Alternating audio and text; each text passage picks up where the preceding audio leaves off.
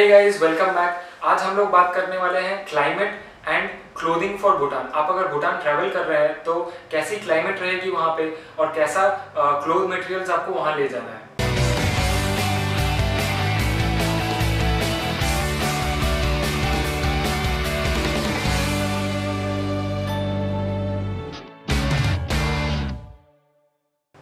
भूटान में ऑलवेज ठंडा रहता है, तो मैं आपको बोलूँगा आप ठंडे के टाइम में, विंटर के टाइम में वहाँ मत जाइए, क्योंकि कुछ ज़्यादा ही ठंडा होता है वहाँ पे। आप शायद ही बेयर कर पाइएगा वो ठंडा, बट आप अगर वो ठंडा बेयर कर सकते हैं तो जा सकते हैं। अदरवाइज टाइमिंग है अप्रैल, मार्च अप्रैल मई, ये सीज़न काफ़ी बढ़िया होती है।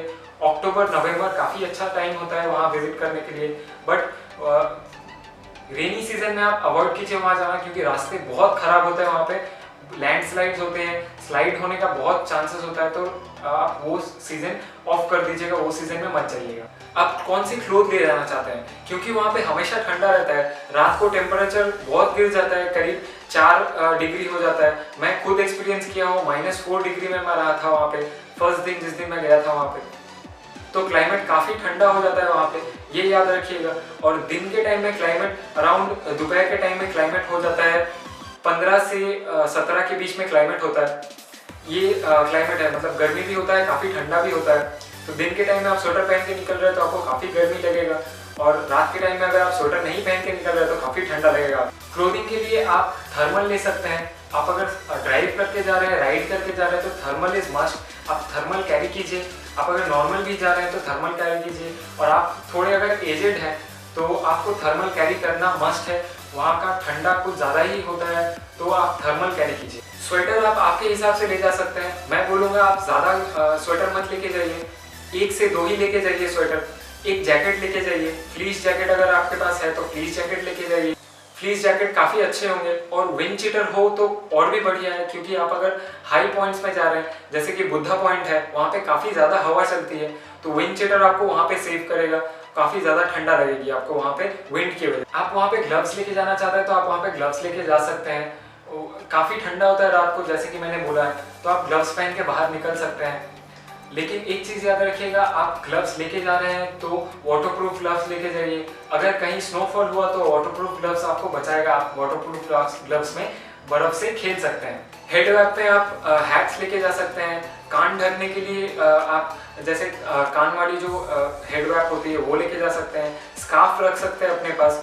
आप अगर स्कार्फ लेके जाना चाहते हैं तो ऑब्वियसली आप स्कार्फ लेके जाइए, वहाँ पे काफ़ी अच्छी रहेंगी। मफलर लेके जा सकते हैं वहाँ पे, हेड रैप लेके जा सकते हैं वहाँ पे, काफ़ी आपको गर्मी मिलेगा वो सब चीज़ों से। आप अगर हाई पॉइंट्स में जा रहे हैं, जैसे कि मैंने आपको बोला बुद्धा पॉइंट, वहाँ पे आपको हेड रैप लगेगा, क्योंकि वहाँ पे काफ़ी ज़ोर से हवा चलती है। मैं खुद एक्सपीरियंस किया हूँ वो, क्योंकि पीक है तो काफ़ी ज़ोर से हवा चलती है। मैं वहाँ बिना हेड रैप के गया था, तो मेरे कान बस 2 ही सेकंड के अंदर ठंडे हो गए थे, और काफ़ी ज़ोर से दर्द दे रहा था, क्योंकि वो बहुत ही काफ़ी ज़्यादा ठंडा हवा था।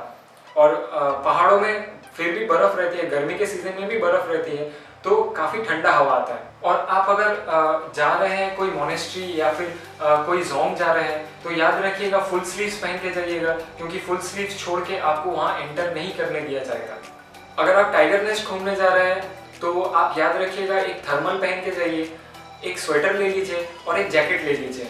इससे क्या होगा, आप जब ऊपर चढ़िएगा आप जैकेट खोल के रख सकते हैं, क्योंकि ऊपर चढ़ते वक्त आपको काफ़ी गर्मी लगेगा, पसीना छूटेगा, तो वो आप कर सकते हैं। और वहाँ पहुँचने के बाद एक चीज़ याद रखिएगा, टाइगर नेस्ट में आपको ऑलवेज फुल स्लीव्स पहन के जाना है। हाफ स्लीव पहन के आप नहीं जा सकते हैं, हाफ पैंट पहन के भी आप नहीं जा सकते हैं, वो लोग आपको घुसने नहीं देंगे। आप बूट्स कैरी कीजिए, चप्पल मत कैरी कीजिए, क्योंकि काफ़ी ज़ोर से ठंडा होता है वहाँ पे, तो चप्पल आपको सूट नहीं करेगा वहाँ पे। आप बूट्स लेके जाइए। आप स्नीकर्स लेके जा सकते हैं जो आपके पैर को गर्मी देगा। वुलन सॉक्स रखिए अपने पास, एक शॉर्ट सॉक्स रखिए, एक लॉन्ग सॉक्स रखिए। आप जब बाहर जा रहे हैं आप लॉन्ग सॉक्स पहन के जा सकते हैं, और जब आप होटल के अंदर हैं तो आप शॉर्ट सॉक्स पहन के घूम सकते हैं। So that was it guys, यही था। Thank you guys for watching. आप मेरी पहले वीडियो चेक कर सकते हैं, आप कैसे भूटान पहुंच सकते हैं, परमिट कैसे ले सकते हैं, सेल्फ ड्राइव करके कैसे जा सकते हैं, और क्लोथिंग में मैंने अभी बता दिया है, तो आपको काफ़ी सारी बेनिफिट्स मिलेंगी मेरी वीडियो से। और मैंने कहीं कुछ मिस्टेक किया हो या फिर कहीं कुछ मिस किया हो तो कमेंट बॉक्स में प्लीज़ लिख दीजिएगा। And thank you guys for watching. See you in the next one.